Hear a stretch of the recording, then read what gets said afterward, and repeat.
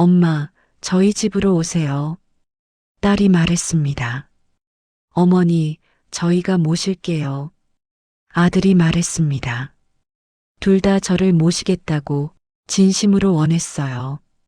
그래서 저는 3개월씩 번갈아 살아보기로 했습니다.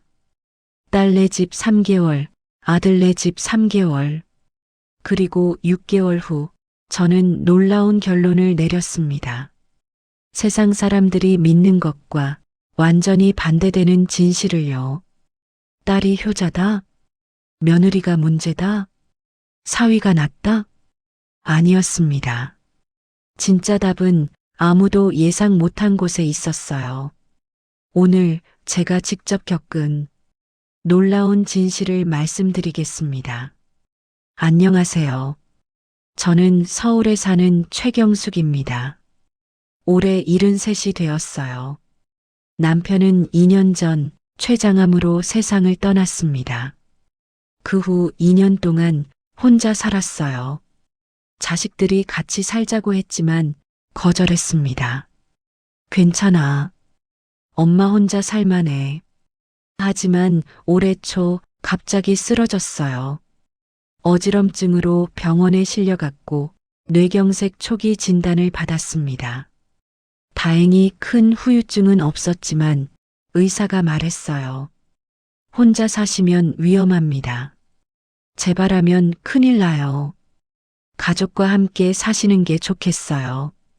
퇴원하는 날 큰딸 민지와 아들 민수가 동시에 왔어요. 엄마, 이제 우리 집으로 가세요. 민지가 먼저 말했어요. 어머니, 저희 집으로 오세요. 민수도 말했습니다. 둘 다 진심이었어요. 표정에서 느껴졌거든요. 민지야, 민수야. 고맙긴 한데. 엄마, 걱정 마세요. 제가 잘 모실게요. 어머니, 저희도 준비 다 했어요. 두 자식이 서로 모시겠다고 우기더라고요. 그때 민지가 제안했어요. 엄마, 그럼 이렇게 해요. 3개월씩 번갈아 사는 거예요.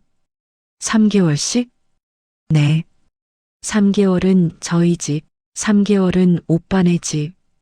그러면 공평하잖아요. 민수도 동의했어요. 좋은 생각이네요. 그럼 어머니가 더 편한 곳에 나중에 계속 계시면 되고요. 저는 그 제안을 받아들이기로 했습니다. 좋아. 6개월 살아보고 더 편한 곳을 선택하자. 그렇게 시작된 6개월간의 실험. 그 결과는 제 인생관을 완전히 바꿔놓았습니다. 3월 1일 딸네 집으로 이사했어요. 민지는 35살, 사위 준호는 38살. 손주 하연이가 초등학교 3학년, 손주 하준이가 6살이었어요. 엄마, 여기가 엄마 방이에요. 민지가 보여준 방은 작지만 깨끗했어요. 창문으로 햇볕이 잘 들고 침대도 푹신했어요. 고마워, 민지야. 엄마, 편하게 계세요. 여기는 엄마 집이에요. 첫날은 정말 좋았어요. 민지가 저녁을 차려주고 사위 준호도 다정했고 손주들도 할머니 하며 좋아했어요. 역시 딸이 효자라더니. 그런데 일주일쯤 지나자 분위기가 달라지기 시작했어요. 어느 날 저녁 민지가 퇴근하고 들어왔는데 얼굴이 피곤해 보였어요. 엄마, 오늘 저녁은 간단히 먹어요. 그래, 괜찮아. 하연아, 숙제는 다 했어? 아니요. 빨리 해. 엄마 피곤해. 민지가 짜증을 냈어요. 저는 부엌으로 가서 설거지를 하려고 했어요. 엄마, 그냥 두세요. 제가 할게요. 아니야, 내가 할 수 있어. 엄마, 쓰러지시면 어떡해요. 그냥 쉬세요. 민지의 말투가 조금씩 날카로워지고 있었어요. 2주가 지나자 더 명확해졌습니다. 엄마, 오늘 회사에서 야근이에요. 그래, 알았어. 하연이, 하준이 저녁 좀 챙겨주세요. 물론이지. 민지는 거의 매일 저녁 8시가 넘어서 들어왔어요. 워킹맘의 삶은 정말 힘들어 보였습니다. 그리고 어느 날 밤 민지와 준호가 다투는 소리가 들렸어요. 당신 엄마 오신 후로 우리 대화 시간이 없어. 준호였어요. 무슨 소리야? 엄마가 계시는데 조심해. 조심하긴. 솔직히 불편해. 애들도 할머니 눈치 보고. 그럼 어쩌라고? 내가 모시겠다고 했잖아. 알았어, 알았다고. 그날 밤 저는 잠을 못 이뤘습니다. 한 달이 지나자 민지의 피로가 극에 달했어요. 회사 일, 육아, 집안일, 그리고 저까지. 어느 날 아침 민지가 냉장고 문을 세게 닫으며 한숨을 쉬었어요. 아, 진짜? 민지야, 괜찮니? 네, 괜찮아요. 하지만 표정이 괜찮지 않았어요. 그날 저녁 저는 민지에게 말했습니다. 민지야, 엄마가 너무 부담되는 거 아니니? 아니에요, 엄마. 솔직히 말해줘. 민지가 눈물을 글썽였어요. 엄마, 미안해요. 제가 모시겠다고 했는데, 괜찮아. 말해봐. 너무 힘들어요. 회사 일도 바쁜데, 애들도 돌봐야 하고, 집안일도 해야 하고, 엄마가 있어서 더 힘든 거지? 아니에요. 그게 아니라, 제 능력이 부족한 거예요. 민지가 울기 시작했어요. 딸이 효자라고 해서 제가 모시겠다고 했는데 생각보다 너무 힘들어요. 제 가슴이 찢어졌습니다. 괜찮아, 민지야. 3개월 후엔 오빠네 가기로 했잖아. 엄마, 너 혼자 다 짊어지려고 하지 마. 2개월째 상황은 더 나빠졌어요. 민지는 만성 피로에 시달렸고 준호와의 관계도 삐걱거렸어요.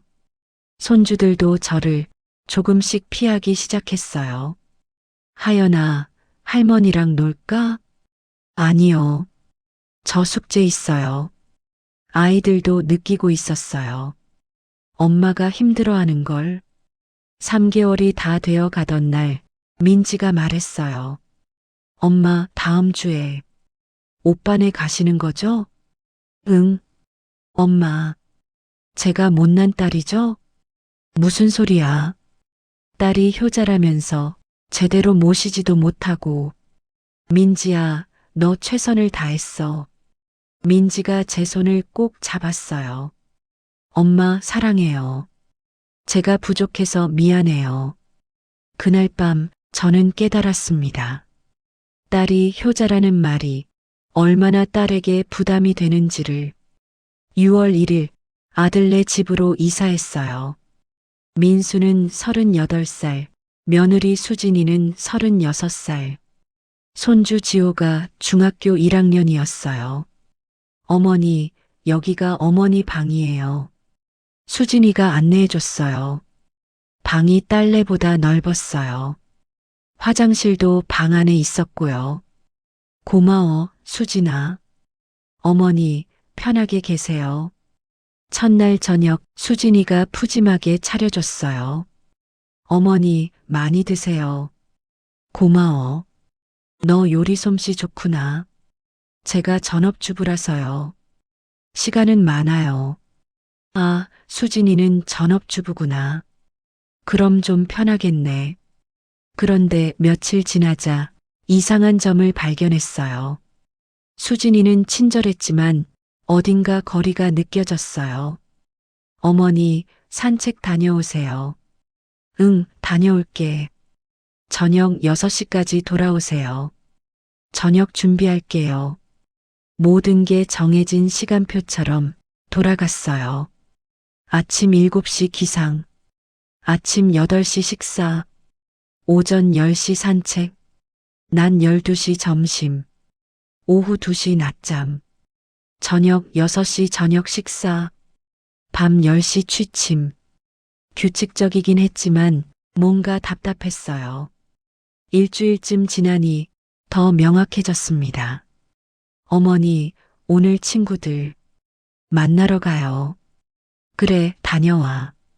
어머니 점심은 냉장고에 준비해뒀어요. 응, 알았어. 수진이는 거의 매일 오후에 외출했어요. 친구 만나기, 쇼핑하기, 카페 가기. 전업주부니까 당연한 거겠죠. 하지만 저는 혼자 있는 시간이 많았어요. 2주가 지나자 며느리의 패턴이 보였어요. 친절하지만 거리감 있는 완벽한 시어머니 모시기 매뉴얼. 어느 날 오후 수진이가 외출하려는데 제가 물었어요. 수진아, 나도 같이 가도 될까? 네. 심심해서 그래. 아, 어머니, 오늘은 친구들만 만나기로 해서요. 아, 그래. 알았어. 다음에 어머니 모시고 따로 갈게요. 수진이는 나갔고 저는 또 혼자 남았어요. 그날 저녁 민수가 퇴근하고 들어왔어요. 어머니, 오늘 하루 어떠셨어요? 응, 괜찮았어.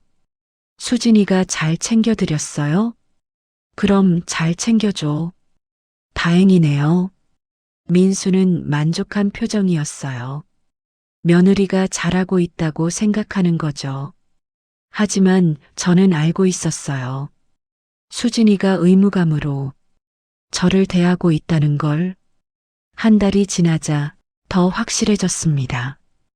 어머니, 병원 가실 날이에요. 응, 알았어. 택시 불러드릴게요. 너 같이 안 가? 어머니, 저 오늘 약속이 있어서요. 아, 그래. 괜찮으시죠? 혼자 가실 수 있으시죠? 응, 괜찮아. 딸 민지는 힘들어도 병원에 같이 갔었는데 며느리 수진이는 저를 혼자 보냈어요. 2개월째 저는 깨달았습니다. 며느리는 완벽하게 시어머니 모시는 며느리 역할을 수행하고 있지만 진심은 아니라는 걸. 그런데 놀라운 건 아들 민수였어요. 민수는 매일 퇴근하면 제일 먼저 제 방에 왔어요. 어머니, 오늘 어떠셨어요? 응, 괜찮았어. 뭐 불편한 거 없으세요? 없어. 수진이가 잘해드려요? 민수는 진짜 궁금해서 물었어요. 어느 토요일 민수가 말했어요. 어머니, 오늘 저랑 산책 가실래요? 응, 좋지. 수진이는 친구 만나러 나갔고 민수와 저 둘이서 한강공원을 걸었어요. 어머니, 여기 계신 지 벌써 2달 됐네요. 그러게, 불편한 거 없으세요? 수진이가 서먹하지 않으세요? 아니야. 솔직히 말씀하세요. 민수가 제 손을 잡았어요. 어머니, 저는 알아요. 수진이가 완벽하게는 못해도 최선을 다하고 있다는 거. 알아, 민수야. 그래도 어머니가 외로우실 것 같아서. 민수 눈에 눈물이 고였어요. 제가 회사에서 일찍 퇴근하면 어머니랑 더 시간 보낼 수 있을 텐데. 민수야, 괜찮아. 어머니, 민지네는 어땠어요? 저는 솔직하게 말했어요. 민지는 정말 최선을 다했어. 근데 너무 힘들어했어. 그랬구나. 워킹맘이 시어머니 모시기는 정말 힘든 것 같더라. 그럼 우리 집이 더 편하세요? 저는 대답하지 못했어요. 딸내는 힘들지만 진심이었고 아들내는 편하지만 거리감이 있었으니까요. 아들내에서 3개월이 거의 다 되어갈 무렵이었어요. 어느 날 저녁 민수와 수진이가 제 방으로 왔어요. 어머니, 이제 3개월 다 됐는데요. 민수가 조심스럽게 말했어요. 어디가 더 편하세요? 민지네요. 저희 집이요? 저는 한참을 망설였어요. 민수야, 솔직히 말해도 될까? 네, 말씀하세요. 민지네는 힘들었지만 사랑이 느껴졌어. 너희 집은 편하지만 좀 외로워. 수진이 얼굴이 굳었어요. 어머니, 제가 잘못한 게 있나요? 아니야, 수진아. 넌 완벽하게 잘했어. 그럼요. 너무 완벽해서 오히려 거리가 느껴졌어. 수진이가 눈물을 글썽였어요. 어머니, 죄송해요. 저도 친엄마처럼 대하고 싶은데 안 되더라고요. 괜찮아, 수진아. 내 마음 이해해. 민수가 물었어요. 그럼 어머니, 어디로 가실 거예요? 저는 깊은 한숨을 쉬었습니다. 사실은 둘 다 안 갈 거야. 민수와 수진이 깜짝 놀랐어요. 네, 무슨 말씀이세요? 혼자 살 거야. 어머니, 민수가 놀라서 소리쳤어요. 쓰러지시면 어떡해요? 그래도 혼자 살 거야. 왜요? 저희가 뭘 잘못했어요? 잘못한 거 없어. 오히려 너무 잘했어. 저는 천천히 설명했어요. 민지네에 있을 때는 내가 민지한테 짐이 되는 게 너무 괴로웠어. 너희 집에 있을 때는 수진이 눈치 보느라 내가 불편했어. 수진이가 고개를 숙였어요. 결국 깨달았어. 딸이든 아들이든 함께 사는 건 쉽지 않다는 걸. 그럼 어떻게 하실 건데요? 혼자 살되 너희들 자주 보러 올게. 어머니, 6개월 동안 배웠어. 나한테 필요한 건 24시간 함께 사는 게 아니라 진심으로 걱정해주는 마음이라는 걸. 민수가 울먹였어요. 저희가 부족해서 어머니를 혼자 보내는 거네요. 아니야, 민수야. 저는 아들의 손을 잡았어요. 오히려 너희 덕분에 내가 뭘 원하는지 알게 됐어. 1년이 지났습니다.